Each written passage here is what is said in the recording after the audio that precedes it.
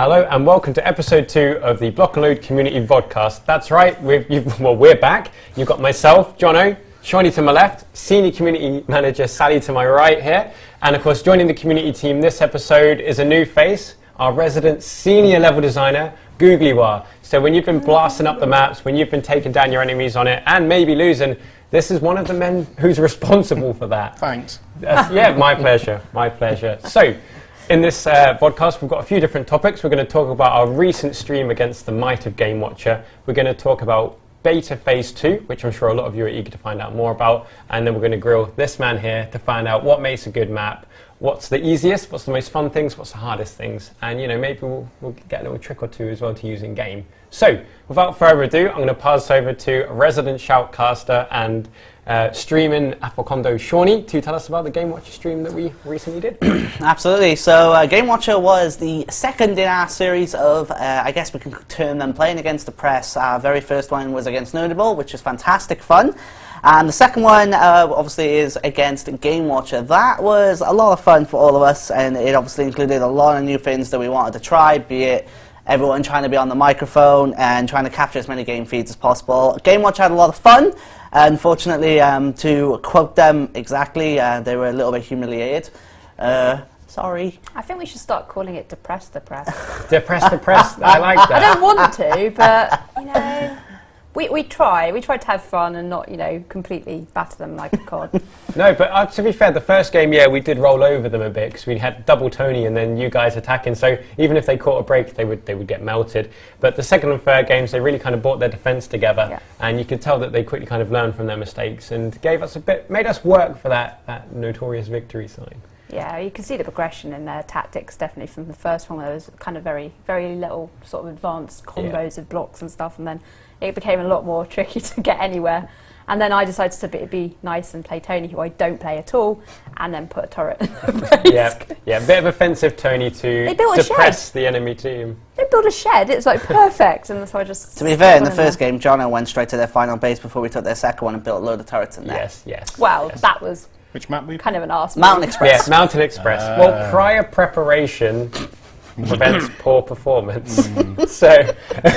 So yeah, what I did is I saw that Shawnee and Sally had them quite distracted, so I thought I'd mosey onto their last base, drill through the roof, and put 2 turrets down. So knowing that they wouldn't probably check the base before losing their second, we could sprint in and already have some defensive action when we went for the third base. But they did learn from there. They did, yeah. Next time areas they were not as strong on, and definitely gave us a run for our money. Exactly. That's the good thing about Block and Load. You know, you'll learn from your mistakes, and you can, even in game, you can make on the fly. If you lose your first core, you can adjust to the tactics you saw and make sure that the second or third ones are defended accordingly.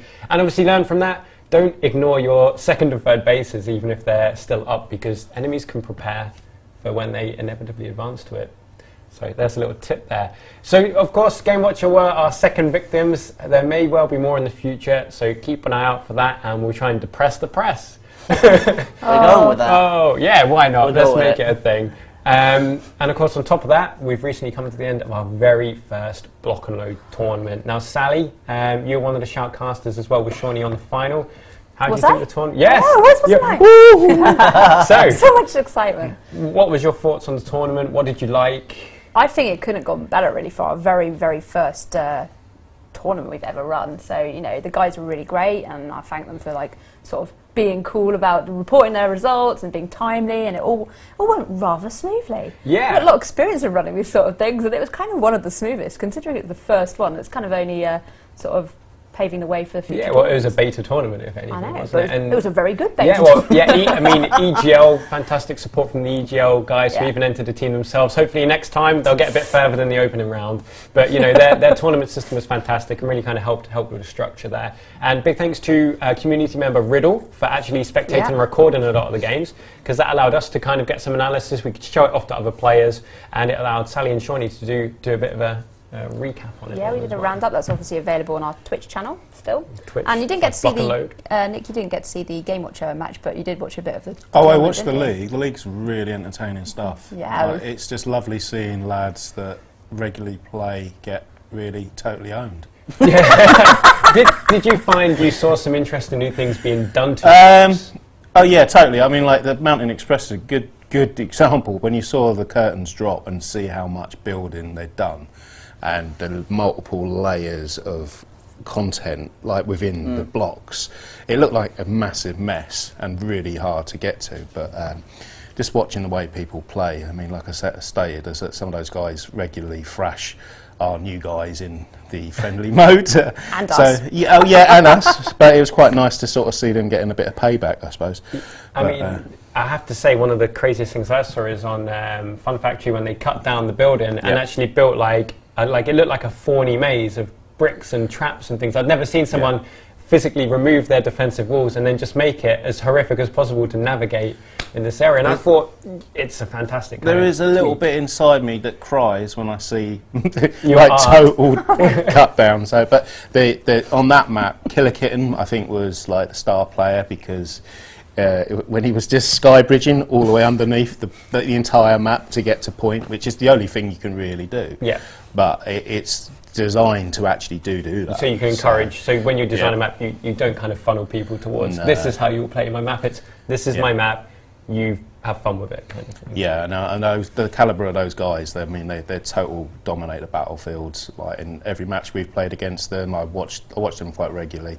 Been in their groups, seen how they play firsthand, and that's when you kind of think that all the characters are slightly OP'd. Yeah, so not just OP, strong, but everybody is. But I will say, like the double ninja kind of continual barrage is just like a very formidable force to defend against. Well, really. The new OP changes might slow that down ever so slightly. In the future, yeah. Yes, when they get out into the wild. Yeah. So moving on from that, of course. Sorry. I just it's a personal thing. It's to do with the tournament. Okay, Sean. You can talk to us. Yeah. No, it's going on what Sally said. The reason why we did this was, one, myself and Sally are basically really avid fans of the whole competitive genre, so to speak. We kind of did something, and we mentioned this on the EGL stream when we did the final, we kind of did something competitive before Block and Load was pushed out beta-wise with the internal Jagex League. Nick himself actually helped us a lot with that, and in fact, the factory, I think we can say, came from the league itself. The factory was that map, so to speak, for the league. So it was always nice seeing that then played by the players, taken to another level when they expanded upon it. It's just more of the fact that we had 13 teams. We were only expecting 8, to be brutally honest. We wanted 8, we got 13, and originally we were going to add a reserve list, but then we just thought if everyone wants to sign up, let's give them a chance, then we'll try and work around it. It worked fantastically. It all went very smoothly, which was the best thing about it. And it's not to say, of course, that some things can be changed, and they might be, and trust me when I say this, we've done a pretty good extensive look into the tournament itself, stuff we can improve on in the future, and anything else that we can as a team make better for the people taking part in it, whether it be some sort of different prizes. For example, if we did another tournament that's a swag bag again and Team Glue were to win again, then they'd be winning the same prize again, so it kind of devalues it for them a little bit. But there's all kind of different things that we want to do, and we know we can do better now, and EGL has been a big factor for us as well, like John said, as well as Sally. Simply due to the fact of their platform, and as well as the fact that they were growing their new platform and just started their new site as our tournament came out. So it was a bit of awkward timing in that sense, but we worked around it. They've been fantastic helping us, and it's been awesome. And like Sally said, if you want to watch a rundown of the matches, it's on our Twitch channel. Our community blog as well has a rundown of every match with video on there. That you can check out itself, including the final. So there's all types of stuff to check out, and it's kind of fascinating seeing the tactics evolve over time, because obviously we changed the maps per week in the tournament, because that was something that we wanted to do, mix up the maps and always just try varieties. So it was really cool. But yeah, just like wanted to point that out there, because it was something we've wanted to do, and you guys pretty much showed us that there is definitely something there, and it's definitely something to keep an eye out in the future. So yeah, of course, as well as in-game feedback, we'd love to hear your ideas about what future tournaments, competitive type style events, or events in general, and we've already taken on board the feedback we did get from the teams in the competition. So yeah, I think we had some feedback about best of threes and how long potentially that, what time commitment that is. But these are all things that we need to sort of think about as we develop the game from a community side of things. So lots to take away, and exciting times. So looking forward to running the next next tournament. Yes, we haven't forgotten about our American cousins or from other parts of the world. We are looking, obviously, encompassing all of you into future tournaments or variations of the tournaments. But I digress. We're all talking about it. We all want it. Beta Phase 2 is on its way. So that will be... It's out now. It's out now. Oh, time travel. Yeah, a time travel again. It is out now. We are in Phase 2. Oh, yeah, we are. Oh, yes. Well, I guess if Phase 1's end, we are technically in Phase 2. The first Phase 2 weekend, of course, is... March 21st. So thank you to My Shani for birthday. reminding me that. There That's you go. We're celebrating Googlywa's birthday. He's going to be the ripe old age of 60. And we're I'll lean back while you touch him. I'm just going to... Toe the line. No, yeah. Toe the line. No, so we're going to celebrate Googlywa's birthday with A the bang. next beta player With weekend. a big bomb. And a big There bomb we in it. go. There we go. We're going to buff OP really high just for your birthday. But yes, so Beta Phase 2, that means you're going to be able to get stuck back in the game. Well, I imagine Ranked will be there. If not, definitely Friendlies. There's going to be hopefully some new content. Maybe some content you can physically play with, maybe not. We'll see where we are. So there might be some characters, maybe some blocks. Definitely some new arenas, no doubt. Yeah, we also will be updating existing arenas. We kind of sneaked a couple in this build, which a lot of people may or may not have noticed already. Oh, you're joking. Oh, there we go. There's the arena alarm. This means the build barrier's You've dropped. There said we too go. much. You've said too much. Build phase over. Spoiler Sorry. alert. Brilliant. Spoiler The curtain's alert. now dropped. It's time to shoot each other in the face. That was also known as a fire alarm, just in case you were wondering. We haven't got Nick hooked up to like the spoiler alarm. But no, that was Brilliant. totally fine. That's a first. There you go. Stealing all the secrets. No. So yeah, so hopefully maybe some new characters, maybe some new blocks, definitely some fantastic new arenas from Googlywaa and Sai. Sai. So- Yeah, Sai's the other guy that helps us out, so he's pretty competent, but he's It helps. It he helps. should be here really as well. But like Yeah, there are two. We do have Googly. I and can't take Sai. credit for everything. No, just about 60-40, 70-30. Immaterial.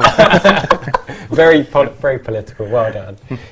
So yeah, that's going to be awesome because of course we collated a lot of feedback from Phase 1. Then we thought would give us time to generate on it. Actually, make some noticeable changes for you all as we run up on the launch, which has now been formally announced last week. So, or maybe a bit longer, depending on when we release this. But yeah, so that's been formally announced, the end of April the 30th, you're going to be able to get the full game live, launched, ready to rock and roll, or block in. So, Or get the full game. Yeah, well, with even cool more. skins and yes, stuff. skins for the win. Which, you'll have to... Yeah, which you should have by now, and if not, pre-order the game. So yeah, it's going to be awesome. We just wanted time to really, get stuck in, get the game shiny as possible, so that on April the 30th, you're just going to get stuck in and have a really good time. And of course, we may be able to squeeze in some more weekends. We may not between the end of March and the end of April. But watch the space. You'll be the first to know on the Steam forums, on social media, and on the Block and Load website. So that's out of the way. Let's get Nick involved. He's why we're here. Yay! Yay! Arenas. So these are our version of maps in Block and Load. Yeah. We see lots of fresh ones pretty much on a few weekly basis. They're very different, very drastic. What is the process when the bosses come to you? They go, Googly, make us an arena. What happens? Lots of looking at blank canvases and not knowing what to do. First and foremost, no. With a lot of the content, we've kind of played now. Not everything, because nothing can be exhausted, but there's a lot of content there that kind of work. So we kind of look at elements that work and try and fuse them into newer maps.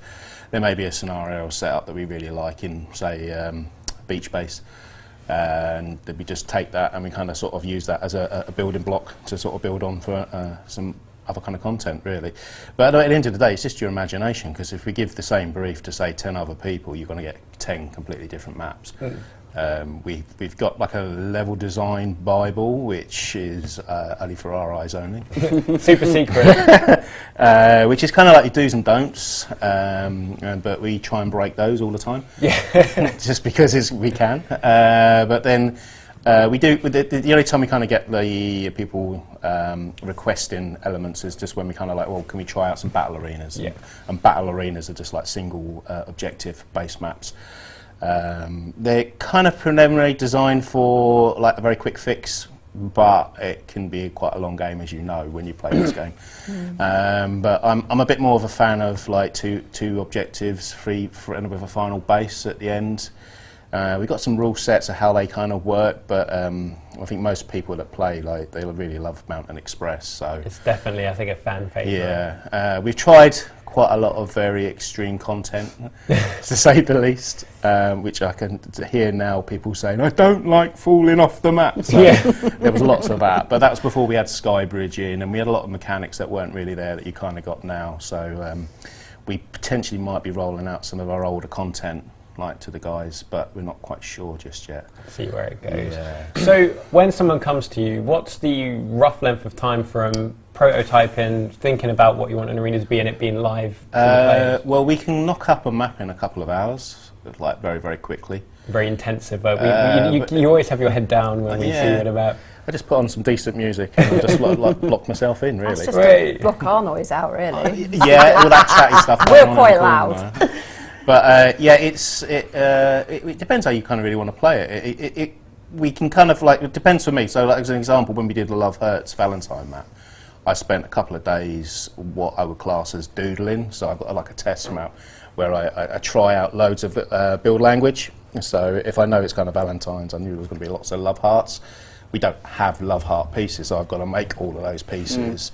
And then once you've got all of those, easy. No, it hurts. And then you've got all those components, and then you just sort of try and composite them together and try and make some flow that kind of works within the block and load kind of mindset.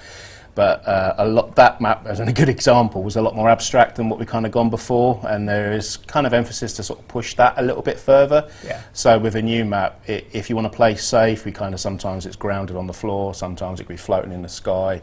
Just really depends how you want to take it. Excellent. You know? So when you're making your map, what is your favourite thing about being a level designer when you're creating the arenas? I think that continual playthrough in your head of what would I do if I was Tony? What would I do if it's Nigel? And all the time, so you kind of approach it from each hero's perspective. But the other thing is people only kind of really see the exterior of the map. Like we have to kind of build from the inside out. So it's a bit like getting a wedding cake and then dissecting all the layers. And we start with the interior core, and you kind of put the layers on top, and it gets quite complicated because sometimes our maps can be threaded interiors, exteriors. Then you've got to kind of think about the materials you use, because you might not want somebody to blow a hole in the wall, and setting traps or little secret areas. There's all of that kind of layer of content. But yeah, all the time it's thinking about main characters in the game. So when we go and test the content, we're always testing it with two main characters primarily, and that's OP and Cog, because they're kind of like, for us guys, like completely at the other end of the spectrum. Yeah. So if you're playing Pirate Cog, you've only got like one arm and one leg, so that's why a bit slower than norm. But yeah, so and then obviously OP like he's a little pain to kind of design around, really. So it's trying to counter a lot of those measures. I mean, originally OP could only climb walls and use jump pads, and back then it was a bit like, oh, how am I going to make something to stop OP climbing a wall? Yeah. And then just by the time you kind of build a load of maps to sort of sustain that mechanic, they go and change OP. It can teleport. It can teleport everywhere. I think an example of that actually is Mountain Express. So before we had the wall, and then later on you added the tiny lip at the top, which kind of stops OP doing his little climb. Yeah, and they're also messing around with his mechanics, because he couldn't strafe when he was climbing the wall back then as well. He was just like vertically up, so that was quite easy for us to sort of put in like little lips and tucks just to stop OP getting around. And then obviously the multiple teleport stuff, excluding his F-bomb, but just trying to kind of counter that is very, very hard work. But these are the sort of things you've got to sort of take in mind. Anything that's got like travel speed of some form is quite hard to kind of design around. So like fast travel with the teleports is very solitary kind of setup, but then you've got movement speeds with a lot of characters, different speeds, different pacing on the jumps, and there's quite a lot of math going on underneath, but it depends how really you want to get into the details. Because like base race, good example, like the little sand pits outside can be kind of dug 3 deep, gives you a nice trench to give you an outer defence, but it also eats away the terrain. So when the tunnelers come in, you place your radars deeper and work it through. But because I only play Sarge pretty much in everything I play, everything's designed for Sarge first and foremost. Yes, even obviously, a little bit of a touch there. So you can do some really good like radar coverage, like if you play Sarge, but there are sweet spots with all of the characters. But yeah, again, it's the emergent behaviour, which is fantastic, because you start to see people learn. And I kind of have to design a map for, I suppose, game 50, not just like for one game. So you've gone in there again and again, and ideally you've just learnt something new, and that's to me is quite exciting. But the more options you have to play with, the better. So, oh, sorry, Sean. I was going to say, I mean, before, so I think it's because you mentioned like the cubes, and obviously you prefer sometimes 2 and 3 cubes. Yeah. Recently, in the game, we introduced 3 maps into life, all of these being 1 cube. Before this, we only had 1 map with 1 cube, which is base race. So, was there an emphasis to bring up these 1 cube maps and make them a little more prevalent, or was it just a matter of let's just see what the guys think of it? You have to remember, like your average user that's playing our game, it goes from a very far extreme of being very, very good at it, or not good at all, and in between is like trying to find that middle ground. So with a single core objectives, it's much more simpler for somebody that's not played the game to kind of get their head around. But people that like content with a bit more kind of challenge tend to like that kind of objective-based push. I quite like that because you can get some sort of narrative going in there, like with your staging, and kind of build it all up. Whereas the single core content, you kind of design in a way where, well, that's your primary target. How do I get to point? And vice versa. So it just depends, really. I mean, like a base race was one of those ones that I think before I got my hands on it was just a blank canvas. It was just like a football pitch. Yep. And then we tried different iterations where we had a built-up structure surrounding the base and levelled it off, and we tried all these different permutations with the guys internally just to sort of see what works. And what we kind of come up with is a formula where actually there is no formula. So it's kind of like you can do it in any kind of way you want. It's like we had stuff half built, so the expectation of the players to block it in and fill in the gaps, but people don't behave the way you want them to. Human nature, huh? Well, it's a bit like cats, really. You can't force cats to do anything. They do what they want. They do what they want, so they run all over. I think the 3 objective arenas especially gives the sort of, as a player, you can be a bit more experimental and a bit more maverick with with the tactics you use, because you have those 2 to fall back on. Whereas with the 1, it's like we've got to be super safe, super defensive. So it's like you might go all out. You can do that all out aggressive tactic, much like Team Glue did. You know, every time I saw them playing, it's off the start of the curtain drop, straight at them. They leave their 1 strong defender back usually, and really rely on that. But they can do that because even if it does go wrong, they know they've got 2 more objectives on Man Express, for example, to fall back to. So it's quite interesting seeing how people play due to the number of objectives. Yeah, I mean, like we've tried different examples. I mean, like I think. Like Skybridge is a really good example because where the placement of the objectives are, the second one always gets people. But once you know where it is, actually the flow works in your favour, and the tactics isn't like a full-on head-on assault. You come up from behind and you attack from the back. But people don't get that, and they're not going to get it until they kind of lose on it quite a lot. Yeah. But it's the same thing as kind of like when I first built Skybridge, there was no access up to that 2nd gen, so that's me thinking I want you to work for it, like you dig, you build your bridge, do you know what I mean? Yeah. And but that kind of doesn't really work a lot of the time because you can't enforce the players to behave in a certain type of way. They just react to however the environment is systematically changing. I feel sometimes that there needs to be some sort of built-up construction around there just to kind of help you, because the amount of times that I've seen people jump into block and load, all expectations before the match, and they get in there and like, I don't know what I'm doing. Yeah. And it's just kind of like, it does get you all the time. And you see like well-rehearsed like teams kind of know exactly where the cuts are, what they're doing, and it's kind of like, it's interesting because a lot of that content is something that there is an element of pre-thought in there, but we'll get to cutting in a minute, I Yes, think. that is a topic we have a bit down this, as it's a very meaty one. Are we going to talk about some of the Yeah, maps I that want went to. in? Yeah, definitely. The free maps. I did mention the number. Didn't mention what they were. So we'll. Should we talk about that really please, quickly? yeah, that'd be cool. So we'll go on the first one, which was one that was featured during Game Blast. During Game Blast 15, that you were involved with all the way through, and that's the RuneScape-inspired Prifddinas map in Block and Load. So do you want to take us through that really quickly? Yeah. Well, a lot of smoke and mirrors with that, as most things are. But it's, I wanted to choose an architectural style that we don't really have in the game. That was the kind of like the thing for me, is to pull me in, and also I've always liked floating platforms and islands where you can kind of like, you know, have to work to get to.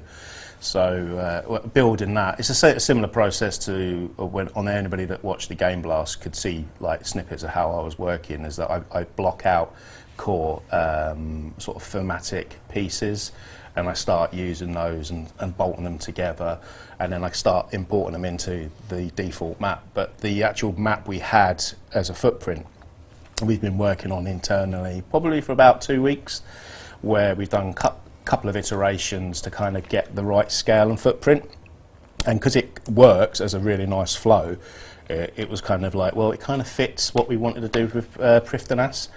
So I just kind of took a bit of liberties, artistic liberties, and kind of made something. But it's the same thing, is that at the end of the day, you've got to kind of be quite professional with it, because you can present something that's still rather rough around the edges.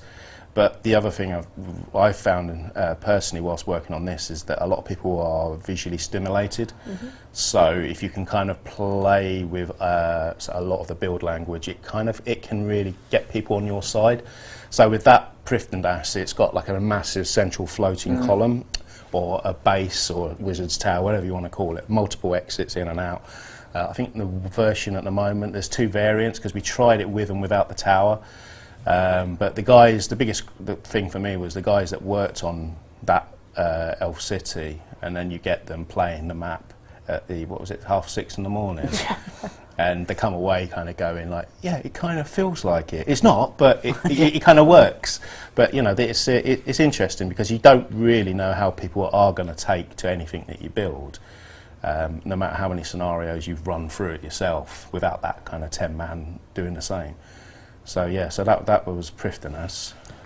Second one being Block Keep. Yeah, Block Keeps is Alex Horton's kind of sort of idea, where he wanted to kind of emulate the sort of Mott and Bailey type of setup, where you've got like a very heavy fortified keep, and you've got like a sort of wooden palisade around the front. Now the idea is the palisade can get taken down very, very quickly, and then it's just that final like breach into the keep. But we had a version of it that was okay, but it was all mostly stone, and it kind of really didn't play as well as you wanted to. So I just went back in and just sort of tore it all apart and had another go. So the thing with the keep is that it kind of should be accommodating to like those defenders that like to get turtled in, where they kind of just stick at the point and never leave. Or, you know, you can solidify those frontal battlements. We moved the actual garret barrier further forward, just to give a bit more play space in the trench in front, just so people can experiment. But I've yet to sort of see the sort of results, but I think first impressions, quite a lot of people enjoyed that one. So I've been over to your desk and seen a book of castles Yeah. sitting there. So you take lots of kind of inspiration from. Well, unfortunately, that's kind of like something like I've always never grown out of, is castles. Yeah, well, everything's castles and Lego. So, but yeah, I've got quite a few castle books. So every project I've kind of worked on, I've always used it in one way or another. So it's lovely to have. Do you think taking the inspirations kind of from real life buildings, that players can sort of think about actual real life tactics, how people defended castles? Yeah, there's a lot of that. I mean, like I did a map called Doom, which has not been like shown live. It's where you kind of build murder holes. So obviously you're trying to set up stuff for people to kill people with all the time. Just go to medieval like fortifications, and it's all designed to killing people. So other than defending the place, so it depends how you want to interpret it. But with a lot of this content, it's all architectural, like first and foremost, and with that there's a lot of spatial awareness on the inside as well as the outside. So you could build a fantastic looking front wall, but then the inside might be a bit that's not very good at all. So you've got to kind of like start thinking about that negative space and sort of work it together. So a lot of the time it's trial and error. The other time is that when the tools we use, the field of view is slightly different to in-game. So you jump in-game and it can feel like a completely different map. It just might mean that you need to sort of space things out a bit more. But the other thing is getting lots of good duck and cover objects in. Because as you know, people like to cut stuff down, and then it just doesn't leave you're open to anything that's coming at you. So more of that, the better. More places to put mines. Mines, yes. Mines everywhere. Mines. And the third map being the hunting grounds. Yeah, hunting grounds is kind of like an unwritten rule that there's two types of players. There's one that likes to kind of build up a base from scratch, so they will pretty much harvest everything and then just want to build their own.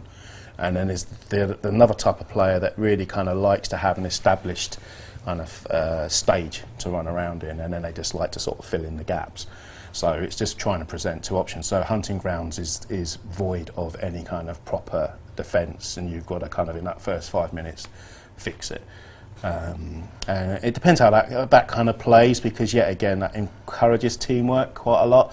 Now you do tend to find players do work very well defensively in a kind of like, you know, a random team, so it doesn't fall foul too bad. But yeah, it's interesting because you get a lot more kind of unique sort of stories, shall we say, that come out of it. So yeah, so the three very sort of different thematic maps, single core.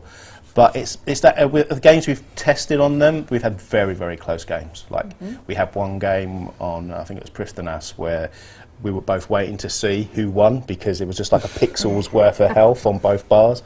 So when you get a map that's quite balanced like that, you kind of think to yourself that like, well, that's just with us guys just messing around, and that was actually quite good. But sometimes you don't get that with like a free objective type map.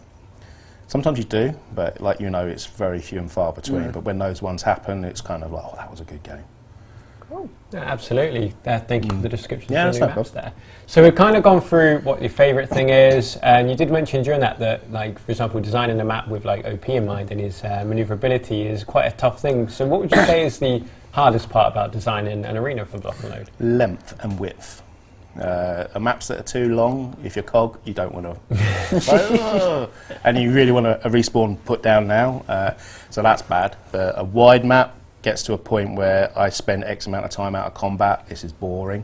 It's all going on over there, and I just cannot get to point quick enough. So it's getting that happy medium between the two. There is no real rules. We've kind of got like some numbers for some sort of default scales, but like it's nothing set in stone.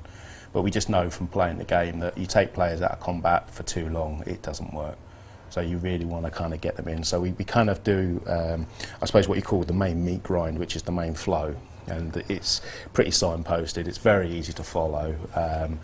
But you get the traditional FPSers play that all the time, and they don't really kind of think beyond that. But a good map should have more options en route, so tunnel, sky bridge, or just batter them in. Excellent. So we've also spoke about, you know, what's good, what's hard, a few little bits and bobs like that. What kind of things can we expect to see in the future arena-wise? I mean, we've already seen the first half themed maps with the Shootout temple map. Yeah. Is Hunting Grounds a nod to Nigel? Or yeah. See, what happens is you have concepts and ideas. And like painting a picture, you don't know what you're really going to sell it as at the end, so you kind of have something at the end. But we've got, the intention I think would be to do thematic maps for each of our main archetypes. And we have a couple in the bag which nobody's seen that can be quite easily modified. And I know you guys have played those as well. Secret Shawnee. Don't look at me. But yeah, so it's kind of like we can manipulate them to sort of like really kind of make them feel like they're home. But it's that thing where if you're playing Nigel, do you really want a jungle? I don't know. That's something where a lot of fauna kind of helps quite a lot. But like, yeah, it just goes. Players just go through and lots of machete down. action. Yeah. So I think it would be nice to have more of that kind of stuff. But then I would like to streamline and make a more efficient version of Iron Giants, which, as our viewers won't know what that is. But if it's the one I think it is, it's quite the scale. We can give them a clue because it's actually been shown off in the announcement trailer in one of the shots, but that's all we'll say. Did we look at it at the very beginning of Game Blast, or did not get to that? I can't remember. I think I know the chap was may or may not He was have quite seen keen on seeing Castle Grayskull. Ah, yeah. So you do have things where you kind of get a lot of elements in, I suppose, social media or things that interest you, and you kind of do a little bit of a cheeky homage. So it's kind of like, because I'm an old school FPS player, like as an example, Bastion was really kind of a bit of a cheeky nod to like traditional like Quake maps and stuff like that.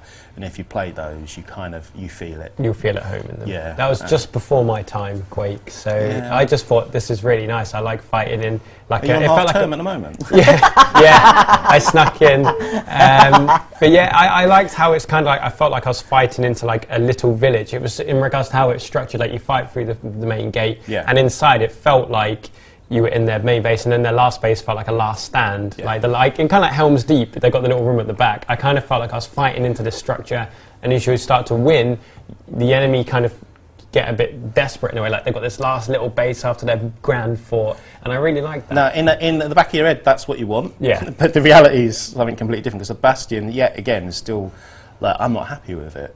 But then I suppose as an artist, you never really... You're a perfectionist. Yeah. Like Mountain Express has kind of got to that latter stage where... It's starting to ascend, isn't it? Yeah, and it's like, where do you take it? I mean, sometimes it's just you have to walk away. But like things like Last Bastion, like, as you know, I've reworked that a couple of times. Quite a few iterations. Try to find a good mix. But you know, we've got some other maps of a very similar sort of scale and nature, but because I like kind of making your job harder for you, it's not that accessible for a lot of like new players. But when you kind of realise like the layers of depth and complexity in there, as an avid get block and load player, you know, that's you kind of get it, you pick it up, and then when you see people using those like tactics that you actually put in there intentionally. That's good, yeah. Proud parent of the arena. Yeah. Yes. Skybridging underneath. Killer Kitten. We were thinking you'd maybe trained Killer Kitten for that tactic. Well, I'll let you into a little secret. He's one of no. It's not rocking the boat. He's one of my guys that regularly gives me feedback on the maps. So he's learned tips and tricks. So as an example, when you guys were going to be doing Fun Factory in your tournament, he was showing me a few exploits from cutting, which obviously. It's a really hard thing to design around. In fact, that's probably a lot harder than it is for the main characters. So I went in there and fixed that straight away. But I wouldn't have got it if a pro player hadn't shown me. But I've got a couple of these guys, and they love, like, you know, said, "Oh, did you know about this? And did you know about that?" And sometimes I'm smiling because I'm going like, "Oh, you found that secret bit," or "You found something that, oh, I didn't really think of that." But then if it's a nice mechanic, let's reuse it. So this is where the community works really well, because they kind of, you know, they feed back into the development. And then you can see that feedback kind of manifesting itself, even though they don't directly realise it in the map creation, which is fantastic. Like finding your Easter eggs, like signature. Now, but that's about as much it wasn't a hanged game. Now, mentioning the community, of course, one of the greatest things I imagine for us to see as community managers and for you to see as a creator is some of the weirdest, funniest and most awesome things that players do with your map, be it tactics or buildings. So what I'm going to do, I'm just going to go down the line. We'll go to you last on this one, and we'll start with Shawnee. What is the funniest, craziest and most awesome thing you've seen a player do in a match with the map? Can I tell you what Shawnee's funniest moment was? What's that? He was the first person to show us what cutting was all about. Yeah, Shawnee created and I can't remember which map it was. Mountain Express. No, it wasn't Mountain Express. Oh, it was, I can't remember. One of the first iterations. The huge building that I took out my own, So he was underneath there for a good 5 minutes trying to cut down like this big mountain, and I'd just gone round the back sandbagging it all up. Yeah, that was the game I just followed you round sandbagging, killing I you remember. continuously. It's the map with a ton of water, isn't it? I can't remember the name of it. But what that was for me is something where, like, obviously where that mechanic sort of derived from. So thank you for that. Sean. Yeah, as Sally mentioned, actually, initially it was started based on a fun game we had at lunch where it didn't descend into fun when you realise just how bad it was back then. And that was simply on the in fact, I think the very first variation of Mountain Express, the second base was just a dirt mountain. And it had, obviously, we'll go into this a little bit later, but it didn't have any structure support for metal blocks, etc. So if you put your time into it and you manage to bring you all down, back then there was not a cap when you take something out. So in the case of the game, I was got our team, I think it was 14,000 blocks for all 5 of us added, and obviously if you're a Tony or a Cog, if you're anybody, you know, and we didn't have scaling costs back then. We didn't have scaling costs either. It was Turret City. It was a lot of turrets. I was on your team for that game, and we were all screaming at Sean because he's taking like a whole blinking build phase. So then he realised he was hell bent on doing it and you know, proving a point at that point. So we all just joined him. It was better. And then of course that was the one where he didn't quite do it all on his own, and so you taught him a lesson of sandbags. It's quite funny watching. Before that. they nerf sandbags as well. Yeah. But yeah, to go back to Jonna's question, craziest, funniest, almost awesome. It's kind of a variation. Personally, from what I've seen, I really enjoy when Team Glue make their own sign in their maps. Yes. In the maps A for some stamp reason. on there. I don't know why, but I just personally find it funny that they take the time to do it, and they just know they're going to probably win and still do it.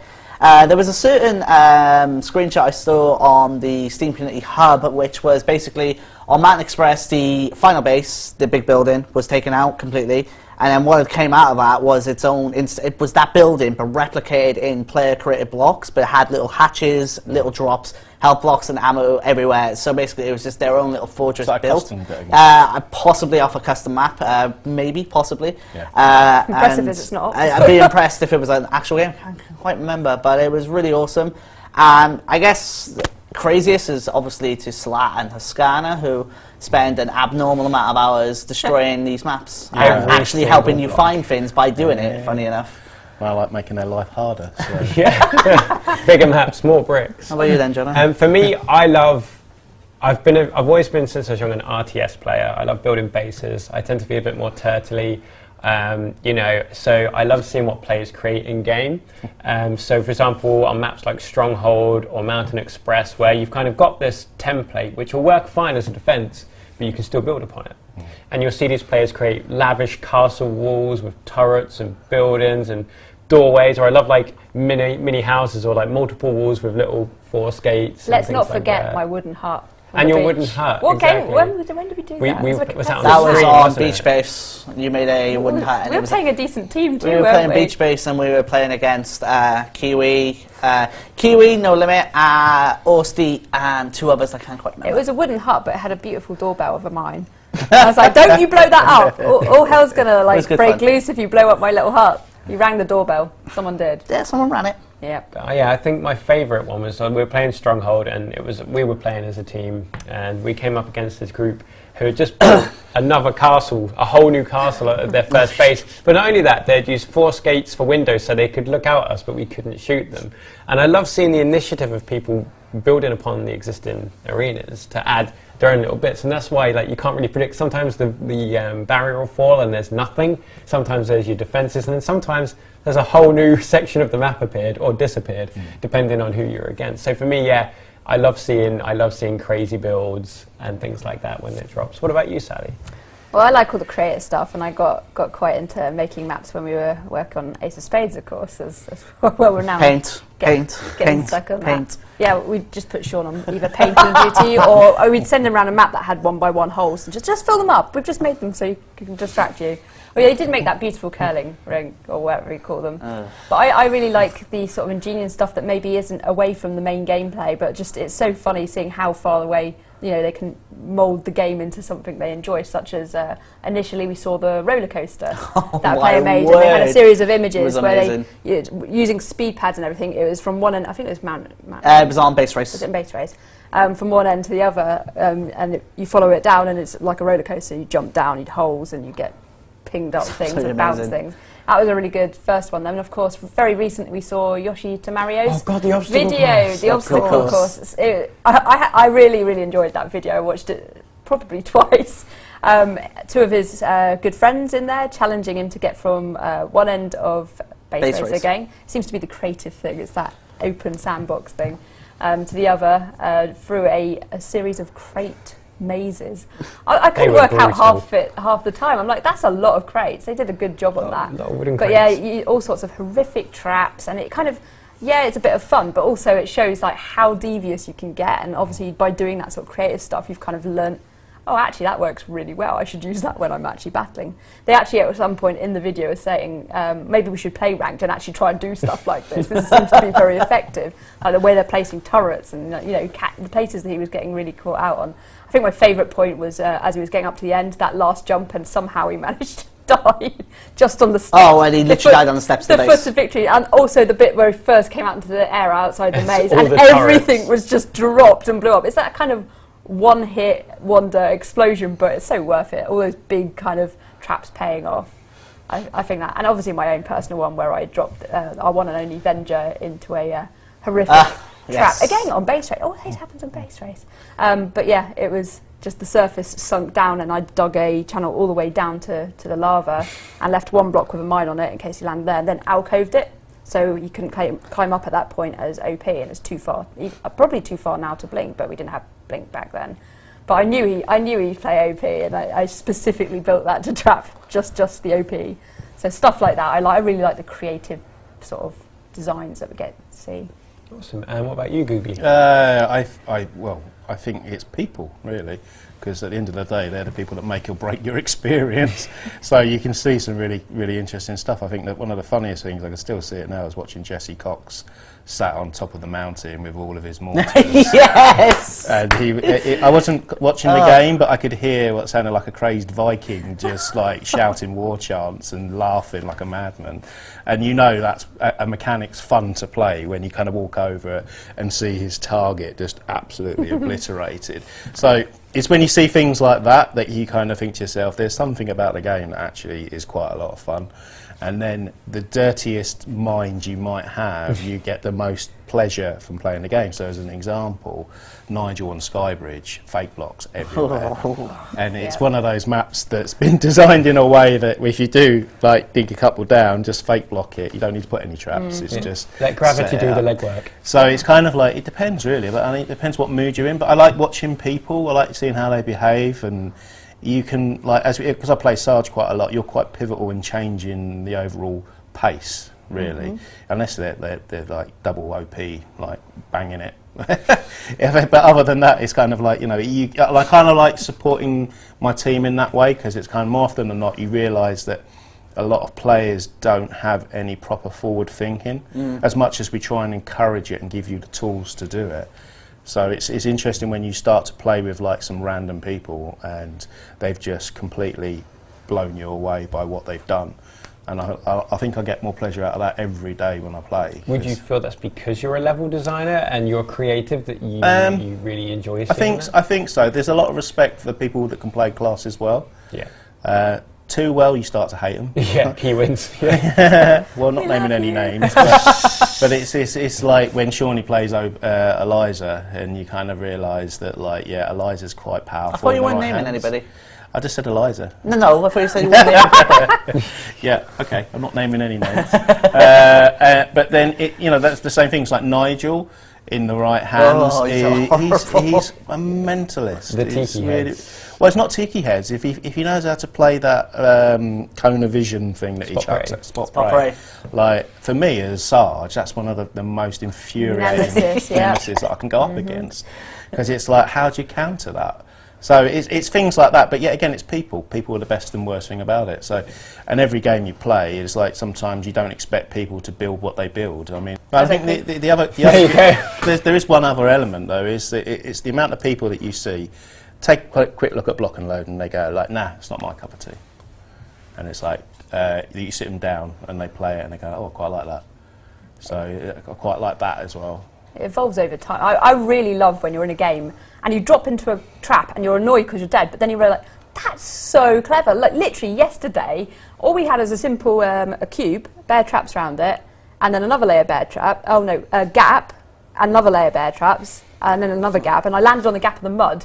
And it wasn't mud, it was all fake blocks, so it's trying to do what you do as a designer, like, channeling it into specific areas with signposting, and they're like, hey, jump here, this is totally safe. No, because they'd done basically a pyramid all the way down, and done it like every other was another drop into bear traps, and I was just like, they're going, oh my god, I'm horribly dead, but that's really sneaky, but and I've had that a couple to do something times. like that in the first 5 minutes of the game, on the right map, because some maps you need to take, like people don't realise that you must, you know, the actual building block you take in as your default building block.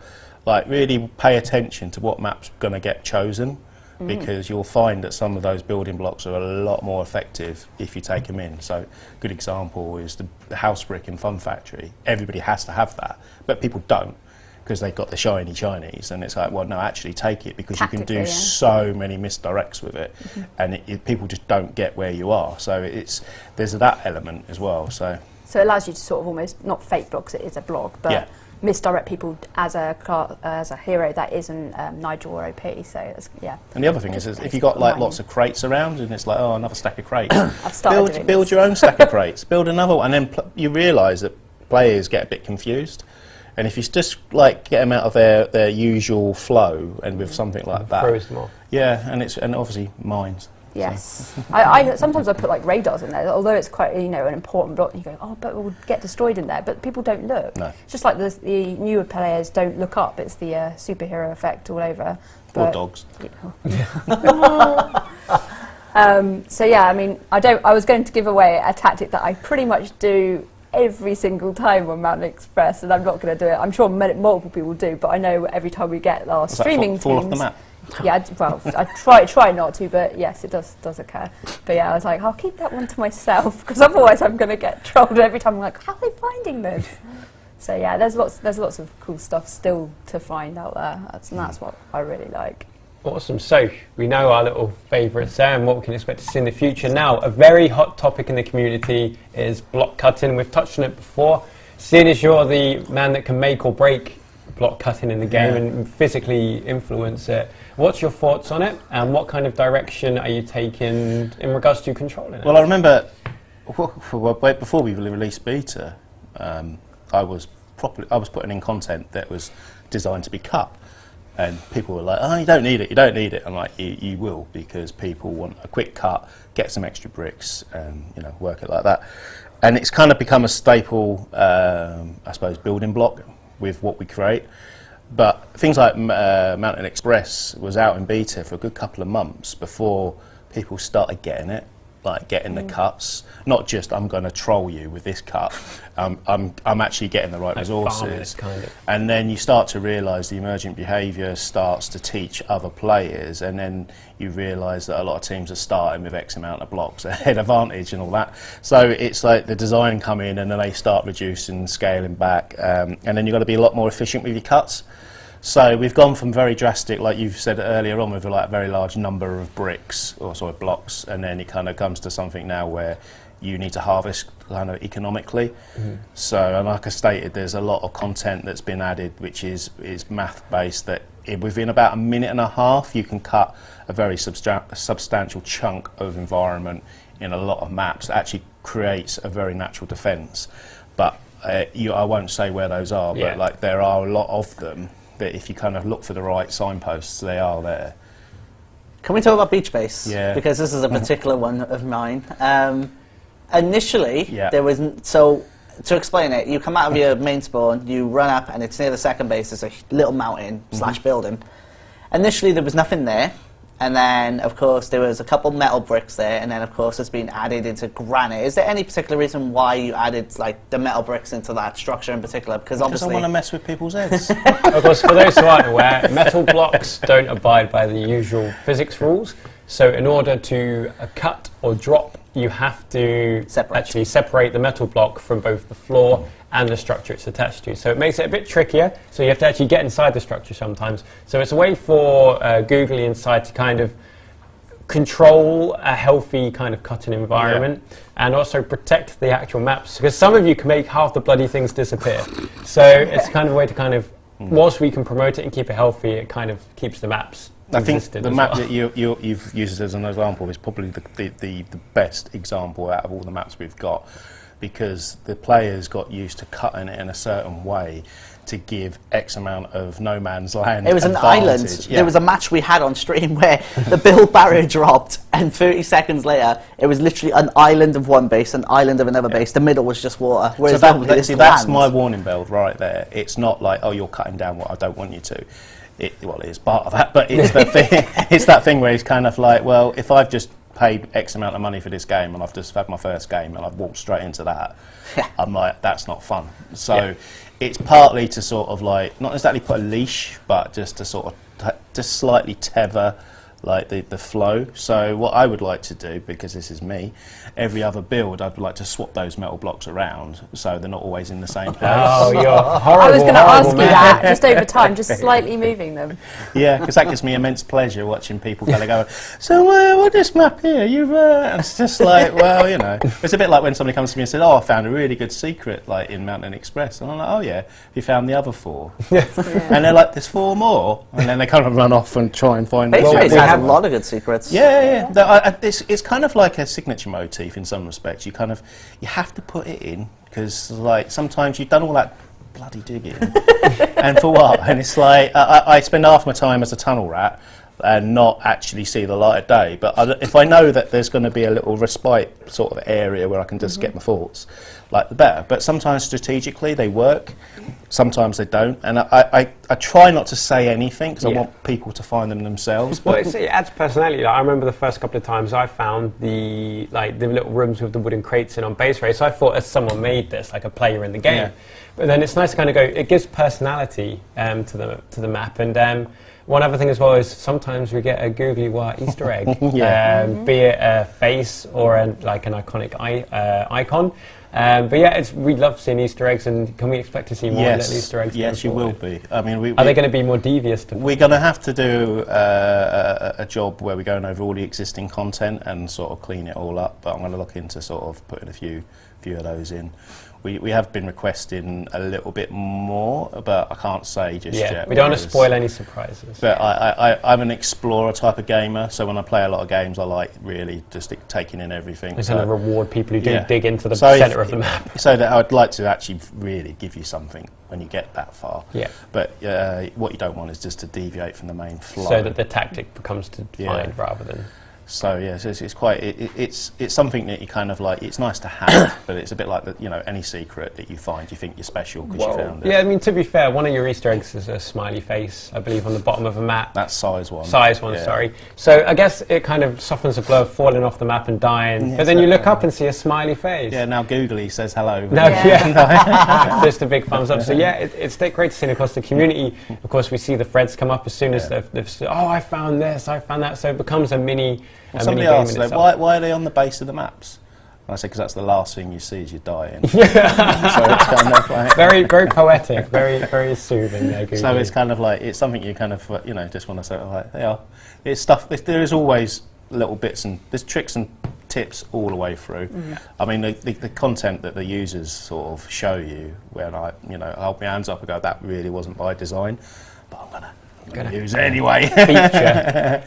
So, or you encourage it. So it is a real sort of two-way thing. Awesome. And on top of that, of course, we've been talking a bit about the beta and things, and of course you do get a skin if you do what we're talking about next, and that is validating your email.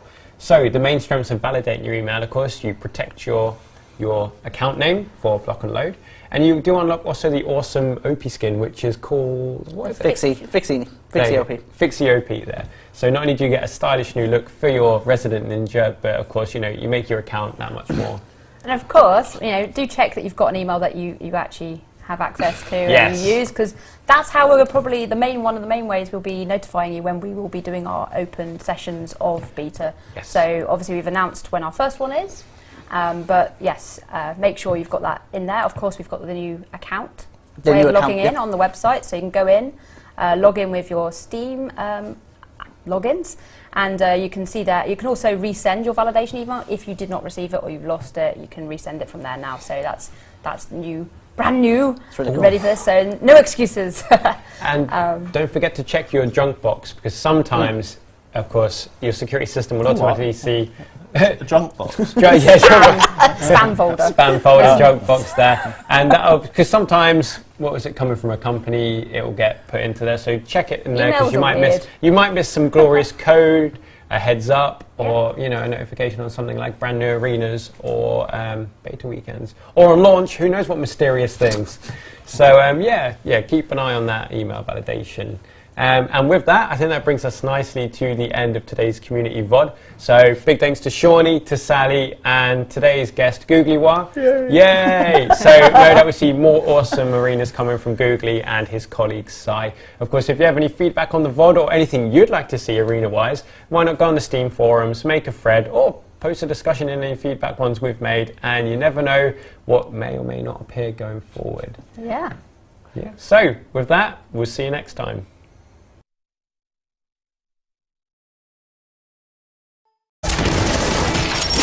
What the block you gonna do?